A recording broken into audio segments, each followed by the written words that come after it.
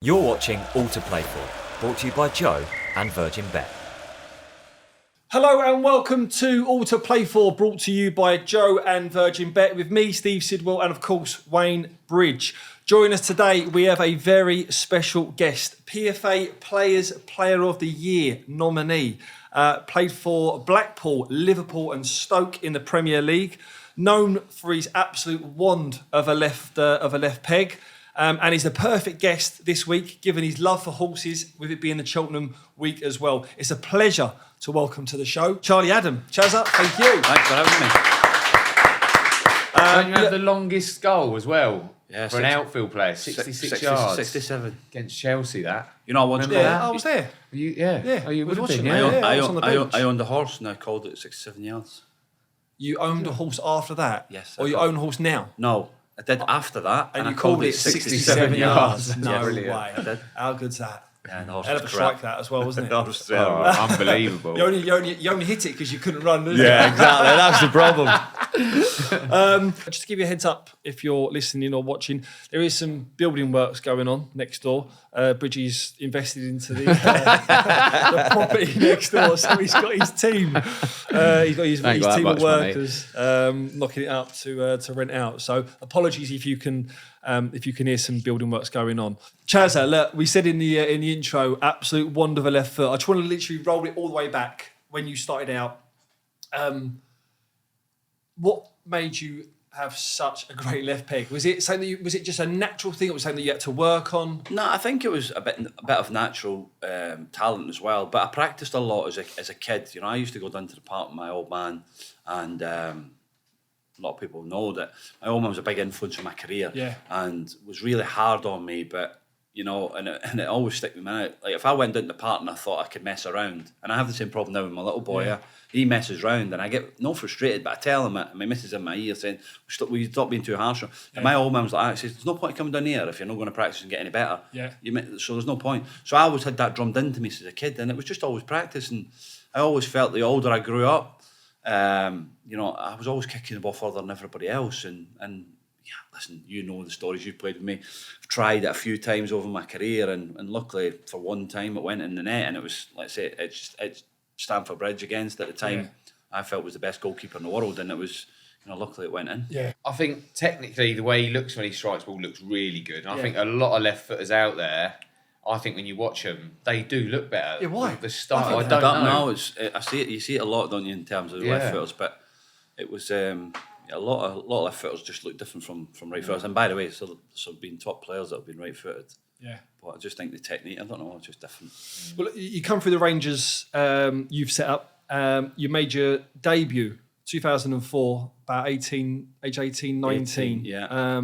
Livingston away. You come on for Ronald de Boer, is that right? Yeah. What a sub that is. Yeah. Well, him coming off or me? Yeah. But, listen, Ronald was, at that time, I was growing up, and he was it was like a Dutch contingent at that time. There was a lot of Dutch players. Him and Frank de Boer, they were both there both at the played at the same same time. time. So Frank de Boer was playing, Ronald de Boer was playing. You had Arthur Newman, Van Bronckhorst had just left. So a lot of Dutch players were there at the time under Dick Advocaat had obviously been there before.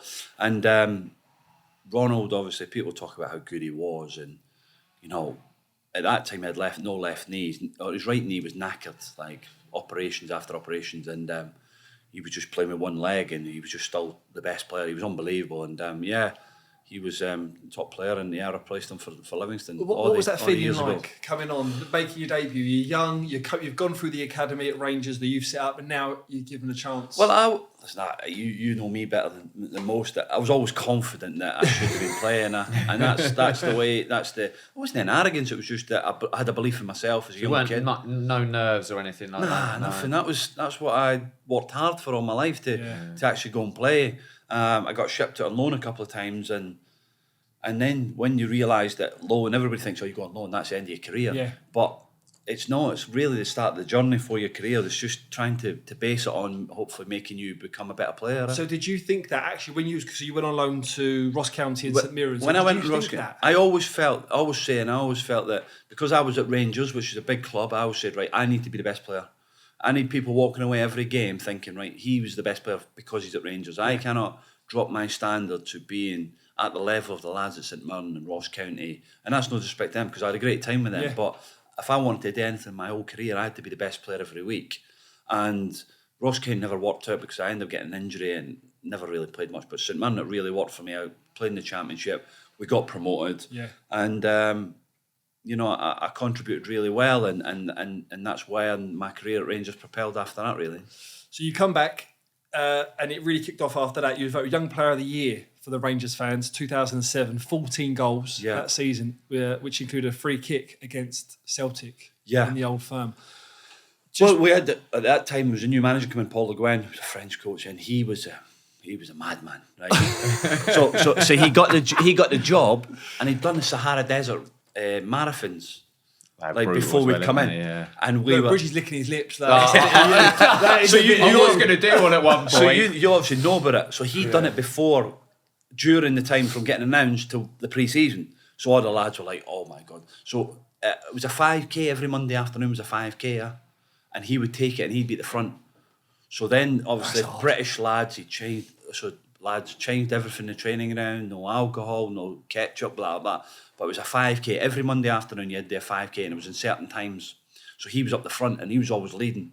And so the British boys would be moaning and all that because and it never lasted because he ended up getting sacked. But he gave me the opportunity to play, put me in straight away, and let's say scored a few goals that season. And I think I got shipped out the following season on loan. So look, I just want to touch on that. One, that free kick against Celtic, and also just explain to us what it means, that Old Firm derby game, the build up, the game itself, and after. Yeah, so obviously being brought up through Rangers, I understood what it was to beat Celtic. You know, that was the game you had to win no matter what. And the Old Firm game was, you know, I was nervous for it because it was such pressure and being there, and it was only because that at the time, Arthur Boric, when the free kick happened, Arthur Boric told the wall to jump, and I was watching him at the time, so I knew that he was going to jump, and that's when I went underneath it, and then that's when the goal. So it was an unbelievable moment. People talk about it now, even if you go back, it's talk about, you know, scoring against Celtic, and that's what it means to them. So it was great to score an Old Firm goal, and listen, part of a huge club, you know. Yeah. Did you give it loads when you scored? Oh, it was mental. You watching the celebration? I enjoyed it, but it was just because the emotion. It's an Old Firm game, the big games. Yeah. So what are the emotions? What like just tell us like the build up. So like literally, is it from the game's on a Saturday? On that Monday, is it? It's Rangers Celtic. That's it. That's all they talk about. Everybody in the street. That's what you want to talk about. I was lucky enough to play against Man United for Liverpool. Yeah. Doesn't come close. Really? Does not come close. But I reckon the biggest one I played in terms of the feeling was Newcastle Sunderland. Yeah. Like that was mad. Yeah, and it's a big derby and thing. But this Old Firm, there's a lot of political stuff that goes on with it, and that's that's something that we that's been going on for hundreds of years and will continue. But the whole build-up is just Rangers and Celtic. Wherever you go, petrol station, whatever you're doing, it's just Rangers and Celtic. And if you win, it's great. And if you lose, if you lose, it's staying. But the biggest thing is, it's good to win at home and that, but when you go to Celtic Park, when you come off the bus, the Celtic fans are always there. So it's like, if you've ever been to Celtic Park, there's a big statue and you stand there. So you get off the bus and all the Celtic fans are there. If you beat them at the end, there's nobody there. So it's brilliant. When you walk out that door and you've beat them, there's hardly anybody there. But if you get beat, they're giving you loads on the bus and that, and you've just got to take it. But it's great, and that's what these big clubs are doing, you know. Yeah. Look, obviously, when you was at Rangers, it's a huge football club. It's a great stadium. Yeah. A lot of history and tradition around it. You know, the panel, the marble stairs. Yeah, it's a superb place. Yeah. And you worked under Walter Smith. Yeah. Who passed away a few years back. Yeah. What was he like as a person, as a manager, and what he done for you at the football club? He was. Listen, he just brought an aura. Like, obviously, what he'd done previously, winning 9 in a row, and you know the superstars that he, Laudrup, Gascoigne, McCoy, people like that who he dealt with over the years. It was just real his aura that every situation he had an answer for, and not many people know this, or hardly anybody. I met Sir Alex because I got into coaching and going off a tangent here. Because I got into coaching, I emailed all the best managers to speak to them. So I managed to get a chat with Sir Alex just before Christmas there. Wow. So he invited me into his office, and where his office is in Wimslow, and I had a chat, and he was just talking about Walter Smith and that, and just saying that the type of person he was, and I could see Walter Smith in him, in terms of the calmness, understanding situations, just having control of it all. And I was on the end of 3 big rants from Walter Smith. One time was we played Celtic and we beat them, and we were 3-0 up, I think, at the time, and I'd done a no-look pass. And I'm thinking, thinking, I'm going to enjoy my Saturday night here. I just beat Celtic. Come in the dressing room, everybody's celebrating. He come in and he ballistic, smashed the tactics board, and he went, you. And I was just, I sat back and went, if you ever disrespect it. And I always took this on board because I thought, if you disrespect an opponent, it's like, I don't think it's right. And I see lads flicking and tricking and that, and it's one of my pet hates. So he hammered me for that pass, and he said, never ever disrespect your opponent, because one day it'll come back to haunt you. And it's always stuck in my mind, and that's what I try and tell young players now. If you're winning a game, go and add to it. If you're winning 3 or 4, now go on 5 and 6. Don't disrespect them by flicking and tricking, because you wouldn't do it at 0-0. I see Anthony doing it the other week at 0-0 against Liverpool. He wasn't doing that at 1-0 and 2-0 done. Do you know what I mean? So I think so that always stuck with me, and he was just always a genuine nice guy, but always had time for you as well. And now it was just a sad loss when we actually lost him, you know? Yeah. I mean, it's brilliant that, isn't it? You talk about Sir Alex Ferguson holding him in such high esteem as well. And as you say, there's similarities. Yes, and huge similarities in the characteristics of what they are. And that's why they've managed at the top, you know? Yeah. Currently, you're loans manager at Burnley and doing a bit of coaching as well. Yeah. Burnley are absolutely flying. Dead certs to come up this season from the Championship into the Premier League. There's no certs. Oh, there is. Come on. There is. Manager, Vincent Kompany. Bridget, you've played with Vincent Kompany as well. Yeah. Let's go, first of all, as a player when you played with him. Did you ever think that he was going to go into management? It's easy for me to say it now because he is, but I would have, He was very mature for his age. Yeah. Very mature. Very intelligent guy. He was always a leader. From as soon as I turned up to City, he was always a leader. He was always demanding in training. Yeah. He was always demand. If people were slacking, he'd get on their case. And he was bloody good. Yeah. When I say he's intelligent, he was doing courses. He was playing football. He was doing courses like school courses or uni course, like masters in something. He was a very intelligent guy. Yeah. Wasn't one of them young kids that just played football and was going out at the weekend. He had his head screwed on from a very young age. He was just learning. Yeah, he was learning. He summed it up, you know, and just thinking back now, you know, I think he's actually younger than me. I think he's only 37. How he's changed the football club, obviously Burnley done a great job in terms of staying in the Premier League 4-4-2 under Sean, and then they had a big decision to make what way they wanted to go. Obviously getting relegated was tough, and to go and give somebody that's not worked in English football, I think that the owners were really impressed in how he spoke, and his philosophy is that, you know, it's the way they play is now, you know, they've done really well, but it wasn't all plain sailing, because I know the fact is that they built up all pre-season playing a different formation, having a different way of playing, attacking the Championship, and then they got beat from Newcastle in a pre-season friendly in Portugal, and he walked in the next day and said, cannot play like that in the Championship, we need to change everything. This is a week before the season, they played Huddersfield. Wow. Changed a lot, got the players in he wanted to play in the right way, and that's where they are now. And they won the first, I think, one game in 6 or 7 at the start of the season. So if they'd won maybe another 2 or 3 games, they'd have been a lot further ahead than they actually are. But I think I just think it's the way he's changed the club, the way people are thinking. Yeah. You know, he's been brilliant for me as a young coach, and the staff that he's got around him have been amazing as well. Superb. Well, look, Pep's obviously tipped him to be a Man City manager down the line somewhere. You said about Sean Dyche. Let's go into the Premier League, the relegation battle. They picked up valuable 3 points. Yeah. It looks like that's kind of what you need down there at the moment. That sort of siege mentality is typical Sean Dyche. Just grind it out. Just pick up a win whenever you can. I just can't call it. I think the other day I said Saints, Bournemouth. We've got them down here. Do you know? Leeds. Can you remember who you said? I think it was Saints, Bournemouth, Leeds I went for. But at the moment, I can see Bournemouth getting out of it. Anybody from Palace down, I think, is involved. Yeah, and Saints, Everton, Bournemouth, you said. Was it Saints, Everton, Bournemouth, was it?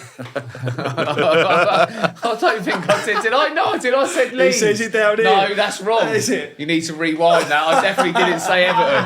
I said Sean Dyche would get him out of trouble. That's exactly what I said.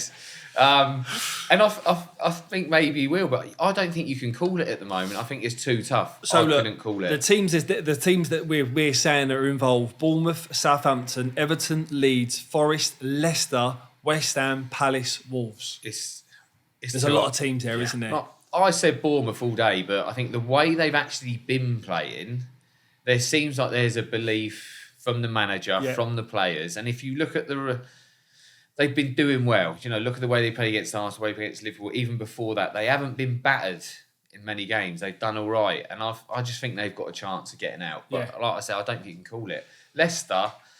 They're dropping Leicester. Do you know 5 what, losses in a row. Yeah, that's the worry at Leicester. I think, you want momentum going into, like I say, a playoff in the Championship. But if you're in momentum of losing games, that's very difficult. I feel like Everton and Bournemouth have got a bit of momentum at the moment. They're doing well. Yeah. Leicester, I think... Is their squad even that good though? Really, do you not think they are where they are with the squad they've got? I think at the start, I think they've overachieved under Brendan. Yeah. No, that's it. They've not freshened up, and that's what it needs. I think they're too good. I think there's worse teams than them to go down, but then they're all in the mix. Yeah. They're all in the mix. Chaz, who you got to?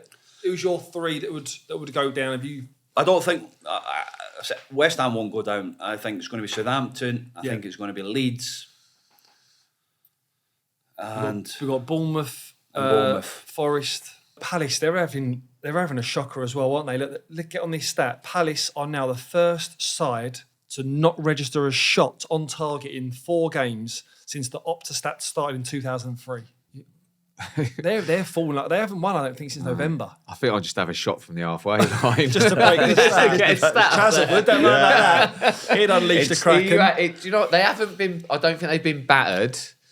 You know, they might have lost by 1 goal each time. And, they done well against City and not conceding too many. But like I said, you've got to shoot. You've got to kind of create something. So you've got to be working I always say, when I was playing, I say it's easier to play against the bigger ones. It's easy to get yourself up for it. Yeah. So what I say is that a mentality swing in terms of, we're playing Man City, we have to be compact and we have to be organised. But when you're having to go and open up against if it's Palace or playing Bournemouth or whatever, it's a totally different game, isn't it? Yeah. So I just think that they need to start picking up points against the teams that are close to them. There's 5 or 6 in the mix, and like you say, there's no great stats for Palace or Leicester really. Yeah. A few of them have got to play each other as well, I think, haven't they? Yeah. So they're massive games. Yeah. It's going to get really fruity. So look, just quickly get off this then. Bridgie, you're sticking your guns. Southampton, Everton, and Bournemouth. No. I didn't say Everton. I said Leeds. Southampton, Leeds, Bournemouth. I don't even want to say Saints. I just they think flirted they with it will. for a while for Southampton, haven't they? Yeah, I'm going to go Saints, Leeds. I can't call. I just got a feeling Bournemouth might get out of it. The running they've had recently, and they picked up points. It's tough, Liverpool, like you say. They have City and they got beaten. Then Arsenal, we've done it right. I just got a feeling they might get out of it. Yeah. Okay. Chaz? Yeah, Southampton, Bournemouth, and Leeds. Oof. I think it's going to change week in. We're going to be changing this all the time, but I want to make sure I'm going to keep. I'm trying Leicester. No, wait there. I did not say Everton. I want to rewind on that. Right, look, let's get on to the Virgin Bet Builder. We're going to play the new Virgin Bet Builder game. Each week, our friends at Virgin Bet have picked out a match for us to do 5 predictions. Okay, the first 3 is the match result, the correct score, and the first goal scorer. Plus, we're going to have 2 mystery markets if they're choosing. Each correct prediction will win you a point. The harder the prediction, the more the points. All right, just a reminder, if our guest beat Bridgie over the season, you owe me dinner. If you beat our guests over the series, then I'm taking you out for dinner. Okay. So last week's predictions, there was a tough one. You and Gabby Bonglahor, you did pick up a point each with City winning. So after your 4 points the week before, you are now 5-1 up in the series, Bridget. All right. So there's a bit of a buffer there for you. This week though, we are swapping the Premier League for the magic of the FA Cup. The romance is here. It's Vincent Kompany's Burnley go to the Etihad to take on Man City. Okay, so 3 predictions so far. I want match result, correct score, and first goal scorer. Bridgie, you can go first on this. They're obviously flying, so I think they've put up a fight, but I just think City have got too much. You know, they've got too much for most of the Premier League teams. So I'll go for a City win. Yep. I'm going to go Mahrez again to score because I think he'll get a run out at his start. So I'll go him to score first. Yep. And I'm going to go for 3-1. 3-1 City. Mahrez, Man City. Yeah. Okay. Charlie, you work for Burnley. Got to do me a favour. Who's going to win? Who's going to win? First goal scorer and correct score, please. It's the FA Cup. You never know. I think I need to go. Burnley 1-0. And we'll go for our old mate Ashley Barnes. I know you like Barnesy. I love Barnesy. He's great, lads. Set play. Do you know what? Yeah. He used to get a lot of stick at Brighton when I was there. He was a horrible player to play against. He was dirty. But I bet to have him in your team was great. It was great to have him in your team. He was hard, and he worked really hard as well. And he could pitch him with a goal. Yeah. And he did get a lot of stick, but I liked him. And he was just mad sometimes. He got a yellow card by the ref, right? And as the ref gave it to him, then he went to run off. He tripped him up and then turned around and sent him off. Mate, it's brilliant. So that's got to be the quickest yellow cards in succession. Oh, mate, it was brilliant. It's just typical Barnsley. I couldn't stop laughing. He tripped the referee up. Yeah. Wow, do you know, like, even I think the manager wanted to go mental, but he couldn't stop laughing. He was like, Barnsley. Was that at Brighton? That was at Who Brighton. was manager? Yeah. Gus? Gus, yeah. Wow. Because it's the magic of the FA Cup, your two curveballs are... the mystery markets is the total goals in the first half. Will it be over or under 1.5? And the total goals in the game, over or under 2.5. Charlie, you've gone 1-0, so I think I'm under. I'm over. I'm going over. All right, okay. City have put at least 3 past Burnley in the last 6 out of their 10 meetings. 4 of those have been 5. So 5 goals have gone in. So do you want to change yours? It's the FA Cup, though. Yeah. I just think the way that the manager and that group of players will go, I think they'll attack it. How do you think he'll go? Obviously, I know no insights, but just in terms of a Vincent Kompany going to Man City. I'm just looking at from where I think he's going to go with sheer pace up front. I think he'll just go for it. I don't think he's got nothing to fear. Yeah. I think the manager will be looking to test himself against the best. Speaking to the staff and that, Pep will be worried because in terms of he'll not know what the manager's going to do, and Pep doesn't like that. That's something that Pep doesn't like. If you try and throw a curveball in, Pep will not like that. So I think he'll try and throw a curveball into him to see what they do. Listen, Man City are the top team, and there's no doubt about that. The players that they've got and the manager they got, but I just think the manager will throw a curveball in to see what Pep does and. Listen, he might deal with it, he might not be able to, but I just think it's a great game for as a club and where the manager's at the moment and where the team are. I think it's a perfect game for him. Yeah, they'd be disappointed it's not Wembley and it's in the semi-final. That's what I think they would have been disappointed. But listen, it's Man City. You test yourself against the best, and I think it's an opportunity for them to everybody to see what they really are about. Does Bellas get involved in the training every day? Yeah. Every day. He coaches probably every day. Does most of it. Yeah. He'll do most of it. A lot of planning. He's organised. He's intense to it. He's obsessed. We discussed him before. You obviously played with him in that, but the standard he had as a player, he has as a coach. He wants the best every single day, and I'm really surprised. But no, he's a very, very good coach. I've always spoke highly of him, and I'm not sure how well Vinny did get on with him, but I think that the fact that he took Bellas shows what he was like at City. He was one of our best players, and he was great with the kids. Definitely seems like there's a good cop, bad cop combination. Yeah, but there. Bellas is always one to improve players as well. But yeah, absolutely. The individual stuff that they do, the learning for the strikers. He was a top player himself, but the managers. He's a bit of a you'll have a go as well, and they seem to be working. Yeah. Well, look, that's our predictions. If you want to build your bet, just download the Virgin Bet app and head to your bet builder. Please visit Virgin Bet for full terms and conditions. You've got to be over 18 to play, and please gamble responsibly. Just staying on managers, you've worked under a good few under your time, some top managers as well. Let's start with your old one from Stoke, Tony Pulis. He just had a group of players that somehow. Oh, Bridgie just dropped his wallet. Tony, look, he seemed like he had a group of players that he just got the best out of, and they was just horrible to play against. Yeah, listen, at that time I was going into a team that had obviously got promoted under him, and they had a lot of loyalties towards him. But I'm only speaking from my perspective, is that it never worked with me there under him. It was difficult. I've found it difficult in terms of the way it was. It started well. They obviously bought me. And then I had an off-field problem. Obviously, losing my dad was a big thing for me. Yeah. And I never really got the support of the manager that I expected. And the January window come along after I'd only been there 3 or 4 months, and he pulled me in, told my agent to come into the club, and said basically I could leave the club. It's no work for us, it's no work for you, so find another club. But then there was obviously complications of you couldn't play for 2-3 clubs in one season. I'd already played for Liverpool. So I had to sit out the next, I think it was till April really, and at that time we were struggling, we were in relegation, and then I got pulled out of nowhere to play against QPR at QPR.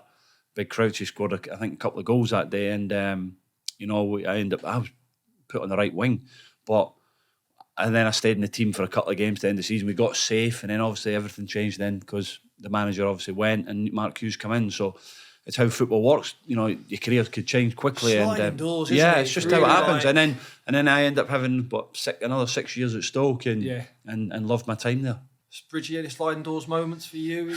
Anything? Because I mean, it can happen, like opinions in football is so massively in terms of whether a manager, like you could easily have gone in January there. Yeah, Chaz, and you don't know where you're going to go. You don't know where you end up. Your football career could change. You could fall at the Premier League and then not have 5 or 6 years in the Premier League. So you don't know. You just my door's probably slid shut. Obviously, Ranieri at Chelsea, and then when Mourinho come along, I had a bit of a hard time with him. But I did turn a corner with him, but then I broke my leg. But yeah, I think when he came along, I did play games, but not as many as I wanted to. Yeah. And then probably Spark actually at City, because I got signed by Spark at City, and I was devastated when he got the sack. One, because I was one of his signings, Bellamy was as well, and I thought he was a really good coach. I enjoyed training and everything. Yeah, I did as well. it was good. Yeah. But we'd signed a lot of players, but it was a transition period, and he got sacked after drawing 7 games or something like that. So it wasn't like we were losing.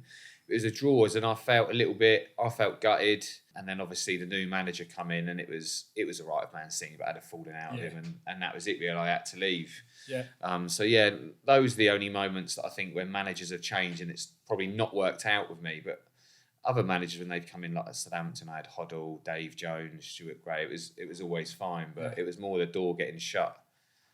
Did Glenn get involved? Was he training? Mate, Glenn is, I reckon, I know Jose won loads at Chelsea, and training was good, and I loved him. I think he's probably everyone knows he's one of the best, but for me, Hoddle was just amazing. We were saints, we weren't that great. We were always at the bottom of the table. I think we were up at 6th in the table when we had him. Yeah. And he just had us playing better football, the formations he was playing, the things he was getting everyone to do. Did he get involved? The intelligence, yes. Unbelievable.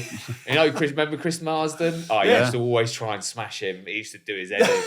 He used to always try and leave a bit on him, but he was just outside of the boot. He could have sat in midfield and probably bossed it. Do you know what I mean? He was still that good. Mark Hughes got involved, didn't he? I've got to say another one who used to get involved. Gordon Strachan. Did he? Mate, he was brilliant. Yeah. It just seems like a little rat in there, just sort of getting about. His one touch of move, he was so good. Really? Honestly, really good. Yeah. Mark Hughes is getting involved in the shooting drills, and especially with the volleys. Some volleys, yeah. That's what he was. That was his forte when he played for United and that. But going back to Sparky and that, I just think that the team he had with Eddie and Bo just worked, didn't it? He wasn't. Matt wasn't. He wasn't a revolve with the lads or that, but he just had a personality. He just had a calmness about him as well, and really, really good manager, and I just enjoyed playing under him, Yeah, he was very good. Going on to Blackpool, where you probably play some of your best football. Ian Holloway, who's certainly a character. Brilliant. Brilliant. Just talk about somebody that put an arm around you. And listen, no matter who you are as a football player, everybody wants to be told how good they are. And he done that to me. He said, listen, if you sign for me, I'll get you to the Premier League. I didn't know it would be with Blackpool, but he said, I believe in your talents, I believe that you're a good player, and I'll get you to the Premier League. And fortunately for us, we've done it together in terms of getting to the Premier League with Blackpool, and he was more of a he had a way of playing in terms of, you know, he'd watch Swansea and this is the way he wanted to play. And at the time, we just had a group of players that just come together, really. Bunch of rejects that that's how we played good football as well. Yeah, we did, but that's what we were like. We had lads that had been released from clubs, you know, all different players had played in the League One, League Two, League Championship, and just put a team together. And we just had a sprinkling of good players that on the day could beat anybody, really. Does he get credit enough, Ian Holloway, for being tactically astute? I mean, you can see what he's like in terms of his man management and picking lads up, but on the training pitch... Yeah, on the training pitch, he was good. He knows how to set a team up. He'd have us organised. But what I liked about him, it was more about what we can do, not what everybody else can do. And that's how, I don't know, we've done something with him not long ago, and I think we conceded... We scored 55 goals in the Premier League season. We conceded 70 goals or something like that. So, you know, we were all at attack. We never really defended any game. We lost 4 or 5-0 a couple of times, 6-0 at Arsenal. But we attacked it, and he was just brilliant to play for. Brilliant. What a man as well. What a character. Talking of legends and men, Kenny Dalglish at Liverpool. He signed you for Liverpool. I mean, if there's ever a dream of going to Liverpool in one instance, but for Kenny Dalglish to be the manager to sign you. I mean, funny story in the back of this. So I obviously knew that I was going to sign, and the deal had been agreed. So I was sat at home, and my missus was somewhere shopping, I think, as usual. And at that time, I wasn't driving. She obviously knew that you signed for Liverpool. So at that time, I wasn't driving. I'd never drove until I'd signed for Liverpool. What do you mean? So I'd never drove, never passed my test. How old was you? 25. Oh my God. Honestly, because I'd never been brought up. So as a kid, I'd never been brought up. Mum and Dad never drove. Yeah. I'd always got trains everywhere, you know, and then met my missus. She used to drive me everywhere. She dropped me off at training every day. That's brilliant. And then one day I get a call saying, my agent said to me, right, deal's agreed, we're going to go for a medical. So I'm sat at home and I'm thinking, right, how do I get to Liverpool here? My missus is in Manchester. So I phones my mate, it's a brickie. And I said to him, where are you? He said, I'm just finishing a job. I said, listen, mate, we've agreed a deal. I'm going to Liverpool. I need to go to Liverpool to do a medical. He said to me, mate, I'm in my van. He said, what? So I'm in my van. I said, pick me up and take me. So I've got my suit on it. Gets out my house, get me my suit on, going for the medical. My mate turns up in my drive, white van. So I jump in the white van. He says, where are we going? I says, we got to Liverpool's training ground. Drives me at Liverpool's training ground, drops me off in his white van, bricky. Tell me he's not in all the he's in his overalls. And he's in his overalls, just puts in that, gets out, and Kenny's waiting there for me in his big Merc. So I gets at the van, shuts the door.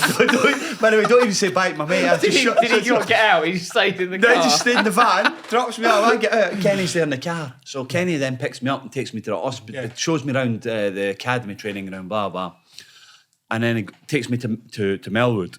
And there's a few pictures on the internet that me going into Melwood with a suit on, and that's Kenny taking me there to do the medical. And then I go to the hospital there, the rest of it. But for that 5 or 6 hours, like Kenny was just like driving me around in his car and that, and it was just unbelievable. I was just sat there, and he was just an unbelievable person and really, really good coach as well. Yeah. Was there a story that was you at his house, or did you have to make up a cup of tea? So as I had... I knew that they wanted to sign me, and my agent said to me, he phoned today, come round to the house. So I've gone round to the house, and I could always remember because the Masters was on at the time. So goes into his house, and I'm so nervous, like thinking, where's this house? So goes in, gets into his house, opens the door. He's there, opens the door in his slippers and that, comes in, sits in the sofa, and he goes, "Do you want a cup of tea?" I says, "Yeah." So we go in the kitchen, and that. He says, "Right, you make it then." So I'm here in the kitchen, I'm asking, he says, the milk might be out of date. I said, Maria's, she's on holiday, so I don't know what the milk could be like. So sat in there and making cups of tea and that. And he was just talking. And we were in there for about an hour and a half, and I think we spoke for 10 minutes. We just sat and watched the golf, basically, and just never really said. What it was that just making sure that, listen, we want to sign you in the summer. We got it never worked in January, but we want to sign you in summer, so don't worry about it. Just keep playing well, and we'll keep an eye on you. And fair play to them, they did. Brilliant. You making Kenny a cup of tea. Yeah. What a story that is. Look, both absolute legends for Scottish football, Kenny Dalglish and yourself. Where do you see Scottish football at the moment heading? Obviously, they qualified for the Euros, didn't they? Yeah. So where do you think, is it on the up, or do you think there's still a lot more I still think there's come? a lot to come. I think Steve's done a great job. I like Steve. He worked with me at Liverpool, and I think he's a very good coach and good manager, as I'm led to believe, in the national team. So I obviously want, when you play for your country, you always want them to do well. And for us, it was a few years before we actually qualified for a major competition. But when you get a taste of it, you want it regular. And if you don't qualify, then everybody thinks it's a failure. But he's got a group of players there now that believe in everything he does. They enjoy going away with him. And I think half the battle is when you go away, and you both, international level, is that boredom's the biggest thing, because you only train once and then you spend a lot of the day. So I think he's got it right, and he's got the right group of players, and hopefully he can qualify. But yeah, is the game in a better way? Listen, the old firm are there, and they're still going to dominate for how long they are, and they'll always be there. I don't think coming to England will be good for the game. So the longer the old firm are in Scottish football, the more they're going to dominate. Talk about boredom. Was Billy McCulloch there? Bill was there. Did he ever entertain you? Yeah, I bet. So the good story about Bill. Wow. So you obviously worked with Bill, and Brilliant. And Blood was a top man, great guy, and so every trip he'd come away to Scotland and that. So for listeners at home, or people that are watching, Bill's known as the Blood. The Blood, Bill the Blood, and he's a masseur at Chelsea. He was at Chelsea, and he obviously works for the So Scottish he worked for the national national team as well. So he'd come up, and obviously I'd known, heard a lot of good stories about him, and all the stories over the years of what the lads were like with him, and the top guy. So he come into the camp with us. I just remember one camp. So he used to massage, and all the lads normally we all congregate in the massage room. So we got him, and we planned, me, Snodgrass. There was about 7 or 8 of us, Scott, right? Everybody was in there. We said, right, we're having him tonight. And he was, by the way, Bill's strong, isn't he? Yeah. So here he is, rubbing the lads with that arm. The gun was working. And we said, right, we're having him tonight. So we grabbed him in the middle of the massage. We got him, and he had all the oil. So we grabbed him. And you know the tape that you put around your socks? So we've tied him up. There must have been about 10 of us on him trying to hold him down. We did this to him at Chelsea as well. So we tied him up. And at that time, we were staying on a golf course. So we tied him up in the massage room, because where you go in the hotel, it's you go left into where the massage room. So the main hall is in front of you. Yeah. So we managed to get him taped him up, and to be fair, he surrendered at one point. Right, okay, what you've done to me? So we got him. We tied him up with tape. 7 or 8 of us grabbed him, pulled him all the way through the lobby of the hotel out onto the golf course. And by this time he starts panicking. And he's like, get me, leave me. So we get him on the golf course and we throw him in the bunker. And by that time, everybody's raking sand on him. Everything's got in his eye. And then all of a sudden, everybody just start ripping his gear off him. So we've ripped everything off him, ripped his gear off. He's got nothing on. And we left him. So here he is, Bill's just trotting back to the hotel like this with his old man. Had to go back through the main hall with nothing on into the massage room and get his, and he was raging for the rest of the trip. But just a great guy that would just do anything for lad.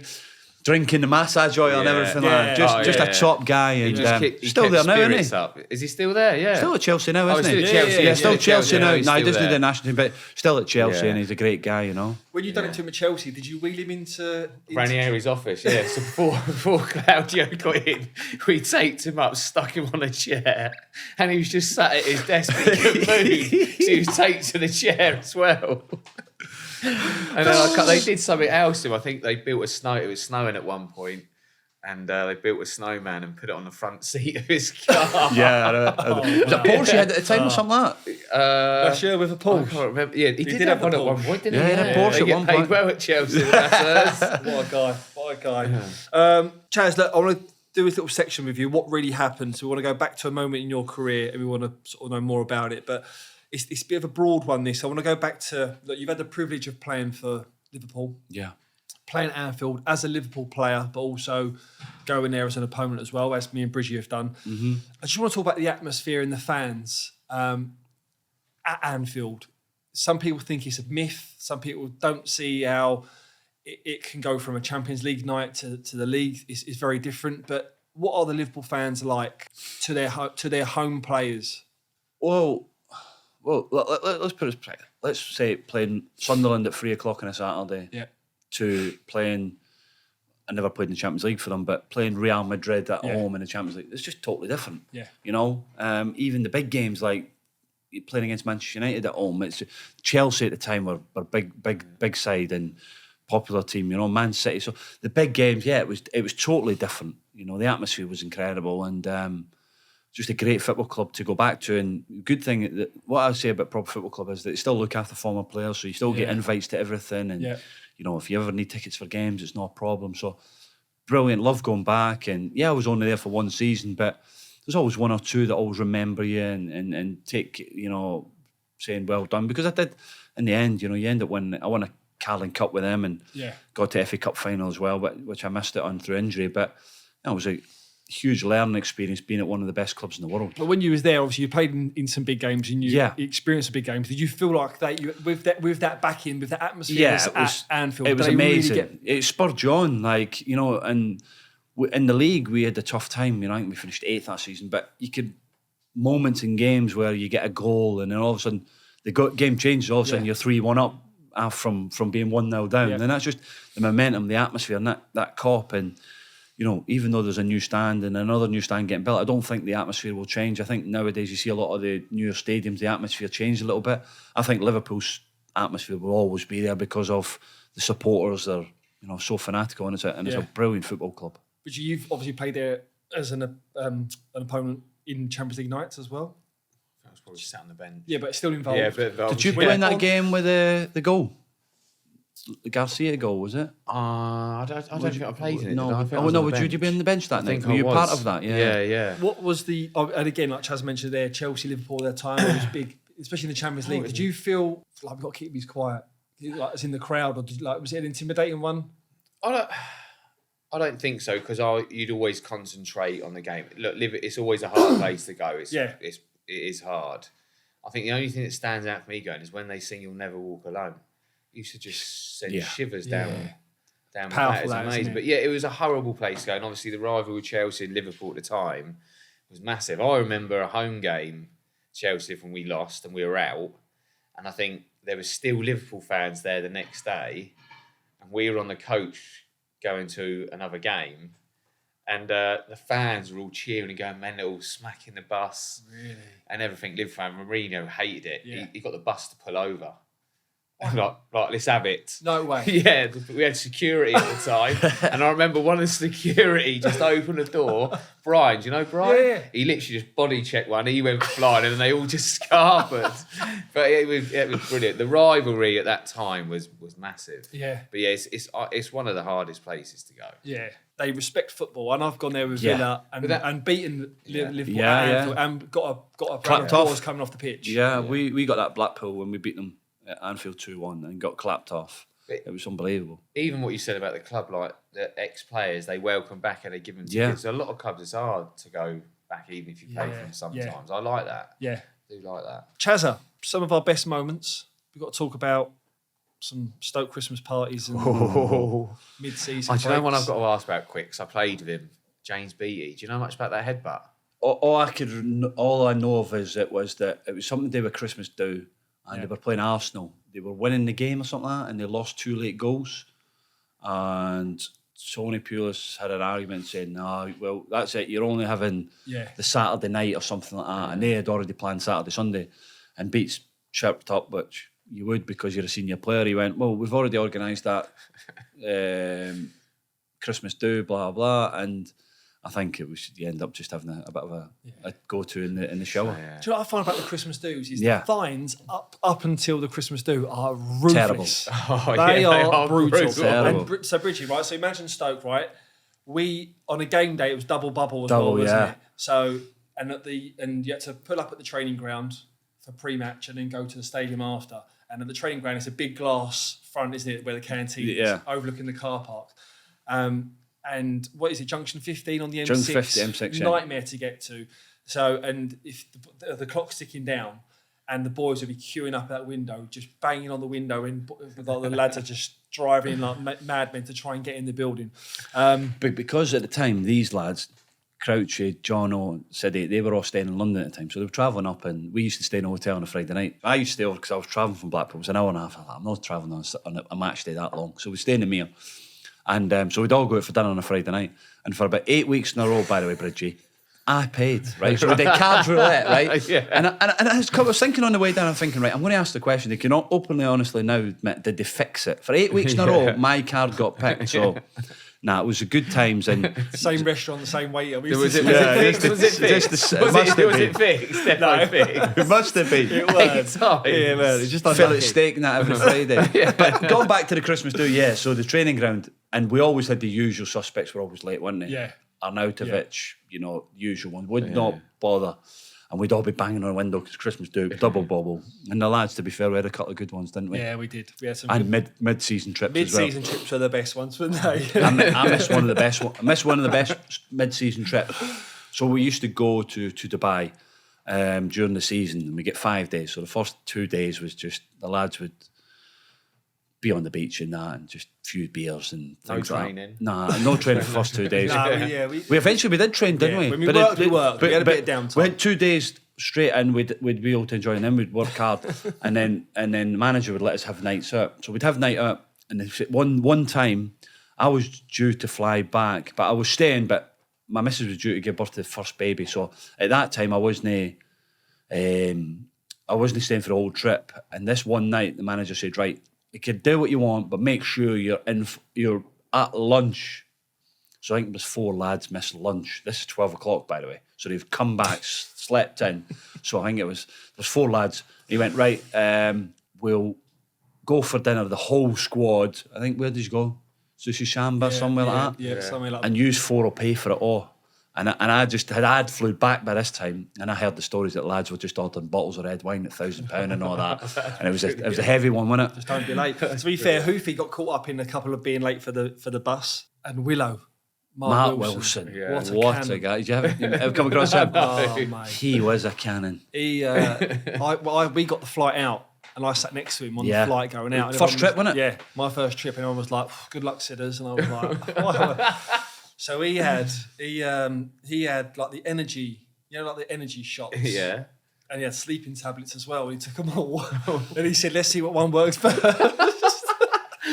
On a night flight going out, and he was all over the place. And then we landed and we went all through the day, had a drink, and then we come in the next morning and we were training. Oh, yeah. And he come through his room, didn't he? And he was singing, what's the song? Can you feel the light? About 7 in the morning. Yeah. And Andy Quay, the goalkeeper coach, Willow, shut up. He's singing louder. So I reckon I would have started in right at Stoke. So to add to that story, on that trip, we'd had a few beers, we'd come back, and we knew what Willow was like. And I'm sat laying in bed, and I can hear him singing, and I was thinking, brilliant. So where we were staying, you can come at your balcony, and you can walk along the balconies. So I can hear him getting closer and closer to my room, and I'm thinking. So he's banging, saying, Willow, where are you? And I'm shouting, Willow, he's not in here. Go back to your room, mate. He's like, I'm asleep. No, I heard was crash through the window, through the patio window, smashed my patio window. Fell through the patio window, right? By the way, that's what happened. So I get up, falls through the patio window. He goes, bangs his head. He's sitting on the end of my bed, right, talking rubbish. So I'm half asleep and he's talking to me, and I leave him. He gets up, falls, bangs his head against where the TV is, falls down. I get up, leave him, he's breathing.